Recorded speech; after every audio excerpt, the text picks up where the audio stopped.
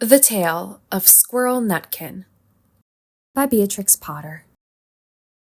This is a tale about a tale that belonged to a little red squirrel, and his name was Nutkin. He had a brother called Twinkleberry and a great many cousins. They lived in a wood at the edge of a lake. In the middle of the lake, there is an island covered with trees and nut bushes. And amongst those trees stands a hollow oak tree, which is the house of an owl who is called Old Brown. One autumn, when the nuts were ripe, and the leaves on the hazel bushes were golden and green, Nutkin and Twinkleberry and all the other little squirrels came out of the wood and down to the edge of the lake. They made little rafts out of twigs, and they paddled away over the water to Owl Island to gather nuts. Each squirrel had a little sack and a large oar and spread out his tail for a sail. They also took with them an offering of 3 fat mice as a present for Old Brown and put them down upon his doorstep. Then Twinkleberry and the other little squirrels each made a low bow and said politely, "Old Mr. Brown, will you favor us with permission to gather nuts upon your island?" But Nutkin was excessively impertinent in his manners. He bobbed up and down like a little red cherry, singing, riddle me, rot-tot-tote, a little wee man in a red, red coat, a staff in his hand and a stone in his throat. If you'll tell me this riddle, I'll give you a groat." Now this riddle is as old as the hills. Mr. Brown paid no attention whatever to Nutkin. He shut his eyes obstinately and went to sleep. The squirrels filled their little sacks with nuts and sailed away home in the evening. But next morning, they all came back again to Owl Island, and Twinkleberry and the others brought a fine, fat mole and laid it on the stone in front of Old Brown's doorway, and said, "Mr. Brown, will you favor us with your gracious permission to gather some more nuts?" But Nutkin, who had no respect, began to dance up and down, tickling old Mr. Brown with a nettle and singing, "Old Mr. B, riddle me ree, hitty-pitty within the wall, hitty-pitty without the wall. If you touch hitty-pitty, we'll bite you." Mr. Brown woke up suddenly and carried the mole into his house. He shut the door in Nutkin's face. Presently, a little thread of blue smoke from a wood fire came up from the top of the tree, and Nutkin peeped through the keyhole and sang, "A house full, a hole full, and you cannot gather a bowl full." The squirrels searched for nuts all over the island and filled their little sacks. But Nutkin gathered oak apples, yellow and scarlet, and sat upon a beech stump playing marbles and watching the door of old Mr. Brown. On the 3rd day, the squirrels got up very early and went fishing. They caught 7 fat minnows as a present for Old Brown. They paddled over the lake and landed under a crooked chestnut tree on Owl Island.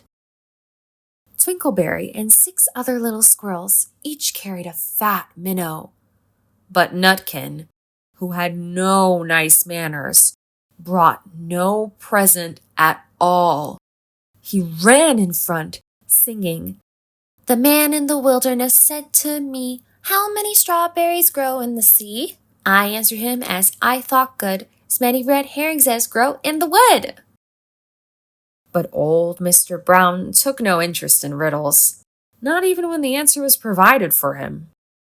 On the 4th day, the squirrels brought a present of 6 fat beetles, which were as good as plums in plum pudding for Old Brown. Each beetle was wrapped up carefully in a dock leaf, fastened with a pine needle pin. But Nutkin sang as rudely as ever, "Old Mr. B, riddle me ree, flower of England, fruit of Spain, met together in a shower of rain, put in a bag tied round with a string, If you'll tell me this riddle, I'll give you a ring.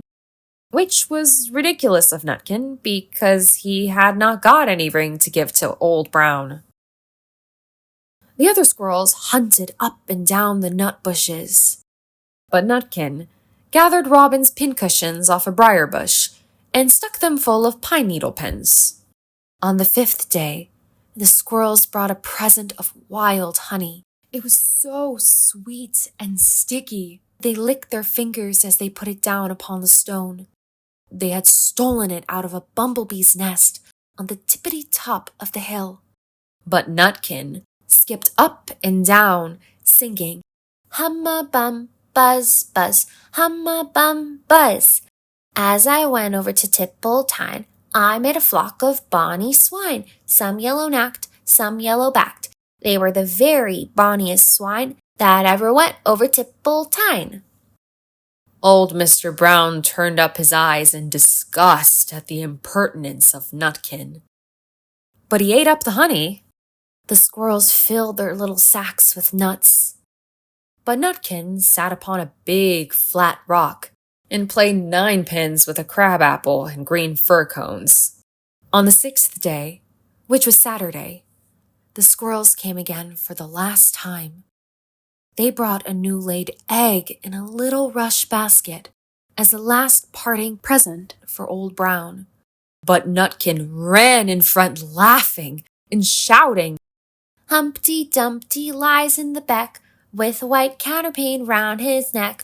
40 doctors and 40 rights cannot put Humpty Dumpty to rights." Now old Mr. Brown took an interest in eggs. He opened one eye and shut it again. But still, he did not speak. Nutkin became more and more impertinent.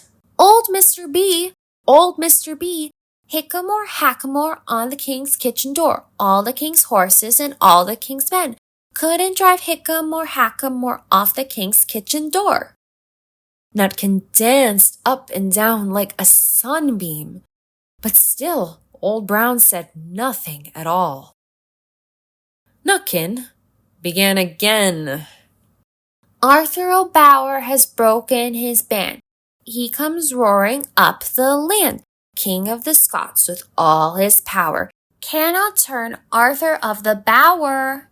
Nutkin made a whirring noise like the sound of the wind, and he took a running jump right onto the head of Old Brown. Then all at once, there was a flutterment and a scufflement and a loud squeak. The other squirrels scuttered away into the bushes. When they came back very cautiously, peeping round the tree, there was Old Brown, sitting on his doorstep, quite still, with his eyes closed, as if nothing had happened.